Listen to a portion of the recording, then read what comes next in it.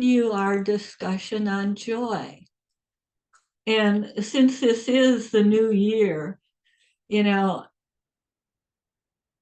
for the past several years, I've chosen an intention for the year rather than a typical New Year's resolution. Um, and I've been thinking of what might be most beneficial for me in the coming year with the state of my world and my environment. And I set on the intention of cultivating gratitude and compassion. So today, what I'd like to share are some thoughts about, for me, what the connection seems to be between gratitude, joy, and compassion. In the Book of Joy, based on interviews with the Dalai Lama and Desmond Tutu, the author quotes David Steindl-Rast, a Benedictine monk, who is also known as the grandfather of compassion. Imagine that. The grandfather of gratitude. Let me just get my clicky here so I can, there we go. The grandfather of gratitude. And he's quoted as saying, "It is not joy that makes us grateful. It's gratitude that makes us joyful."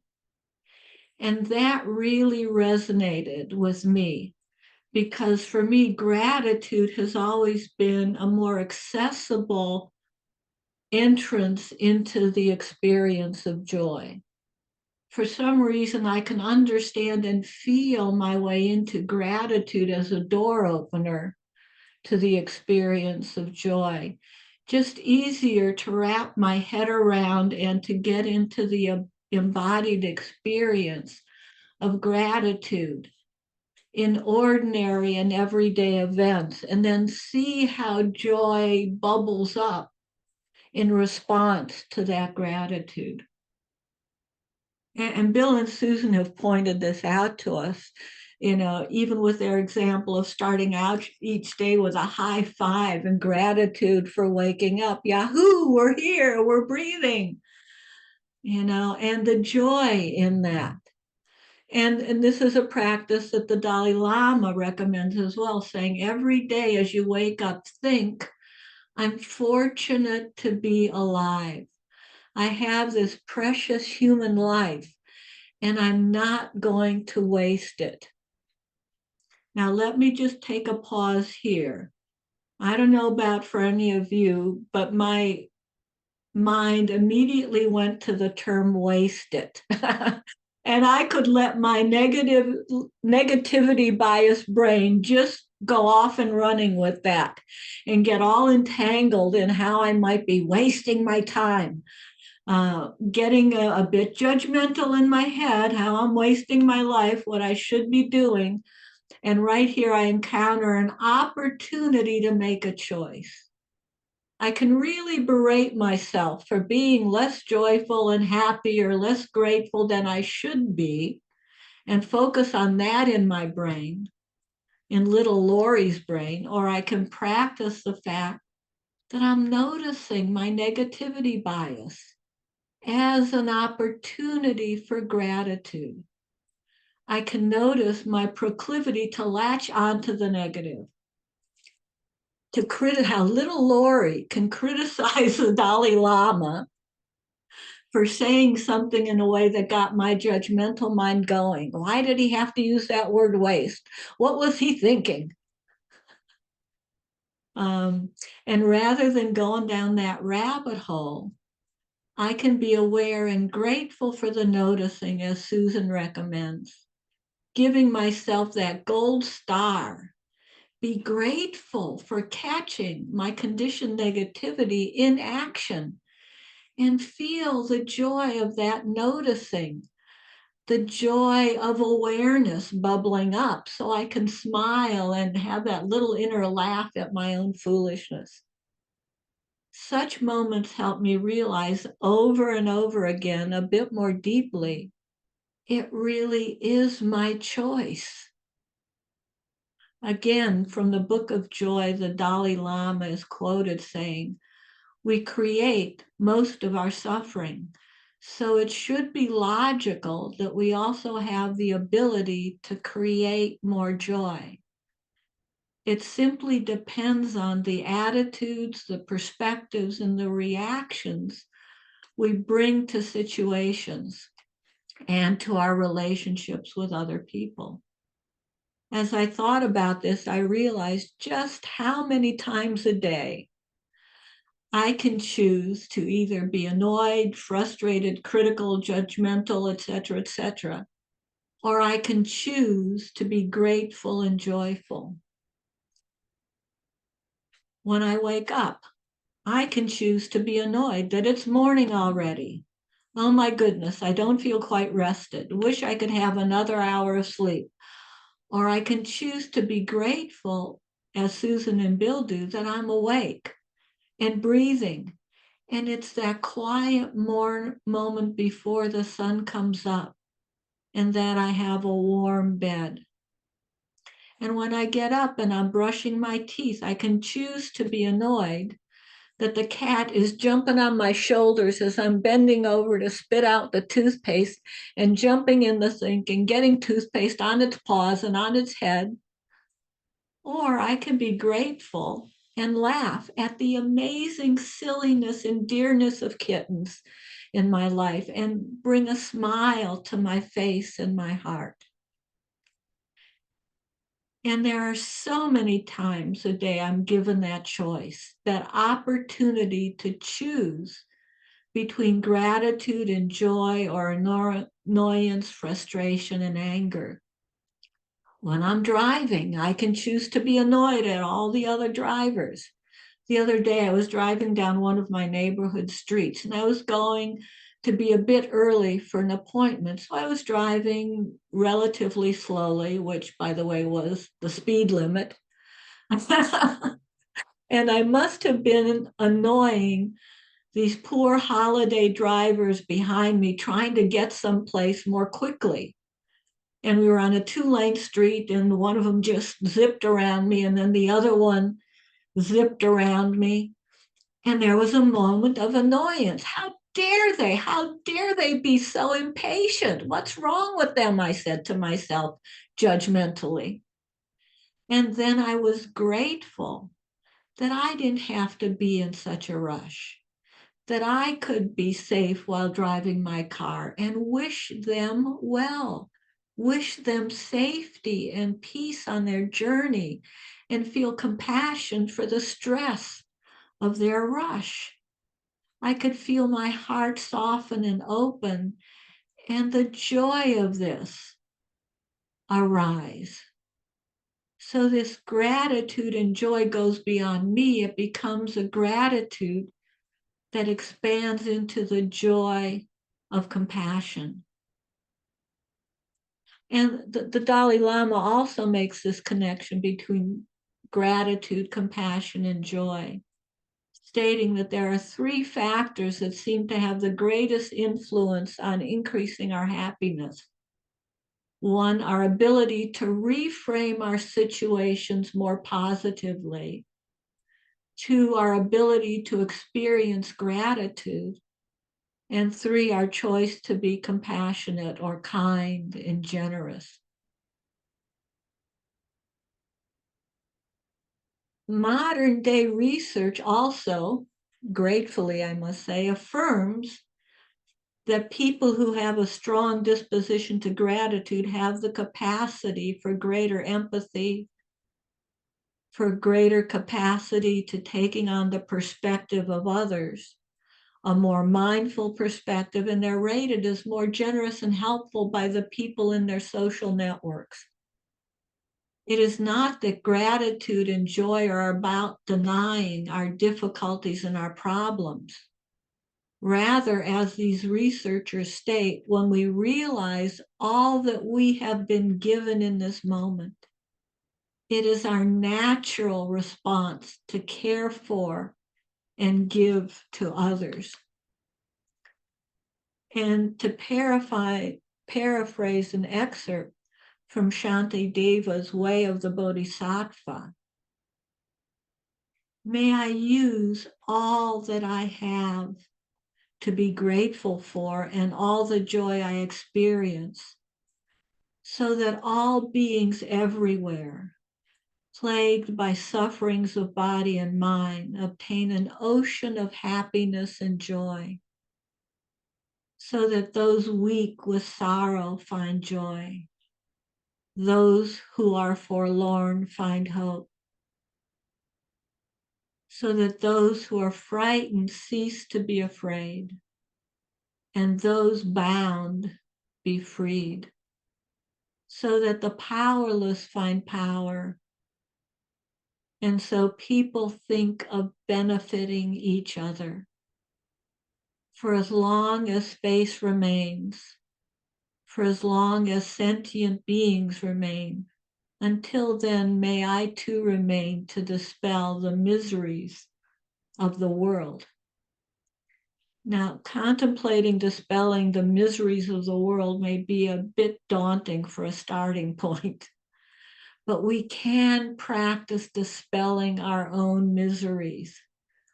As Bill said this past week, dispelling our miseries and cultivating joy, this is essential to our practice. It's not a secondary aspect or a byproduct, but a key component.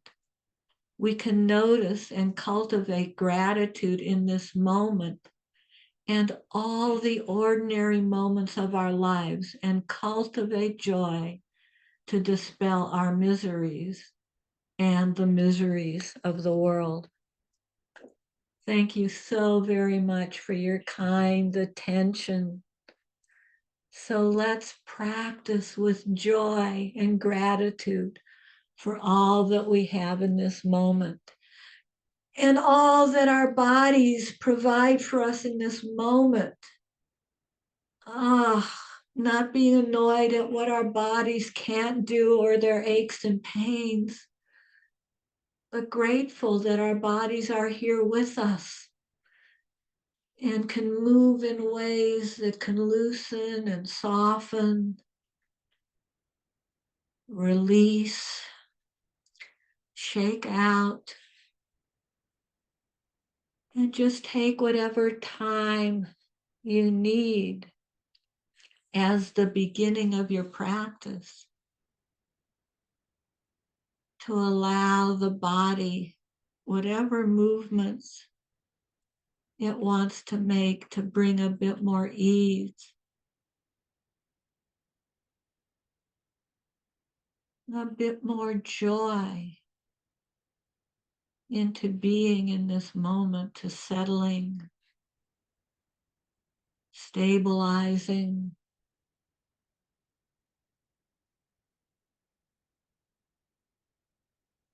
releasing what can be released.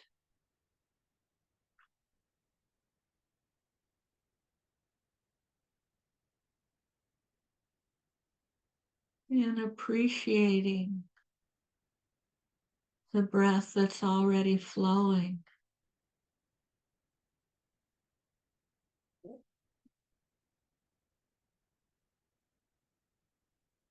Space that can be created by breathing in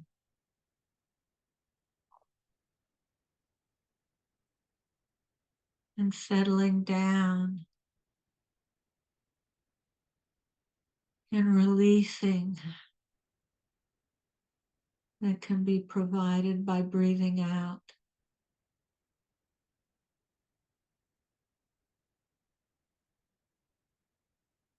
And perhaps already feeling a few bubbles of joy at just noticing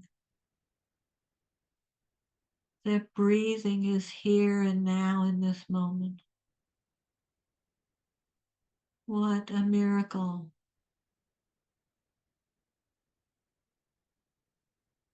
Grateful for breathing in and breathing out.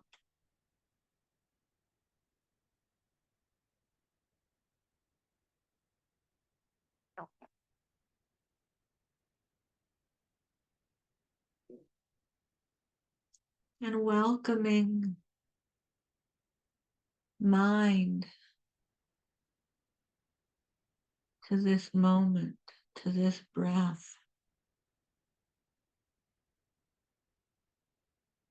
Grateful that our attention and awareness can be here for this moment, as if welcoming a dear friend and feeling the open hearted, smiling joy of welcoming our dear mind that works so hard for us to come in for a rest.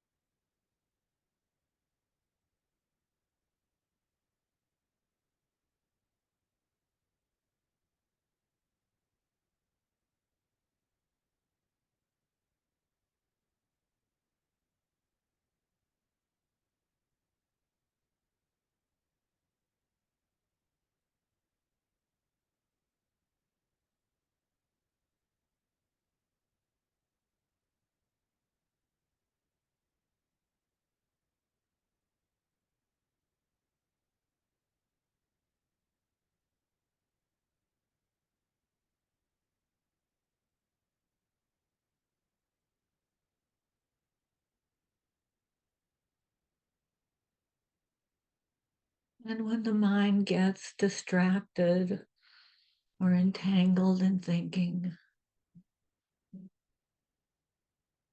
choose perhaps some gratitude for the noticing of that and the joy of welcoming mind back to just this moment.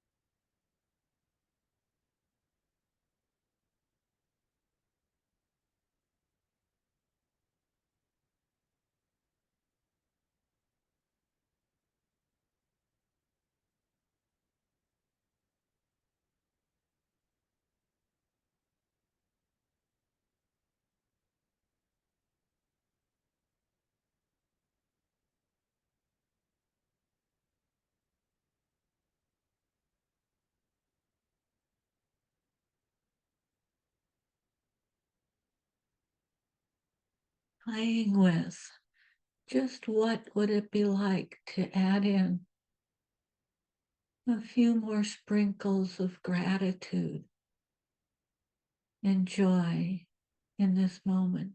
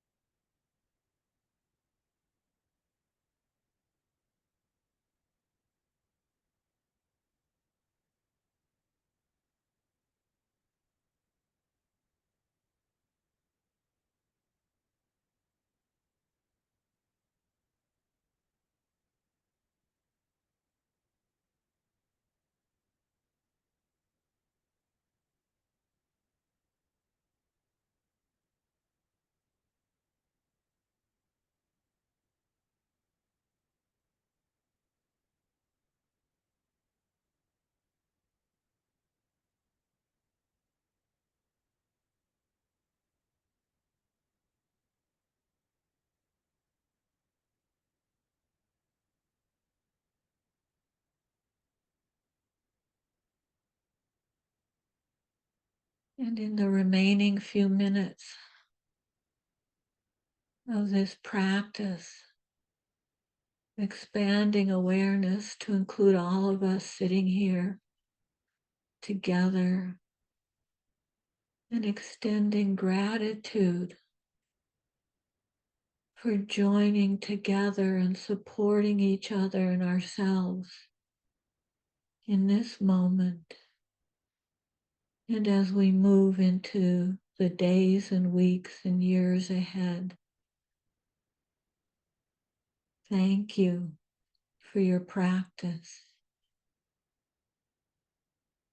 Thank you for your presence. Thank you for joining this Sangha.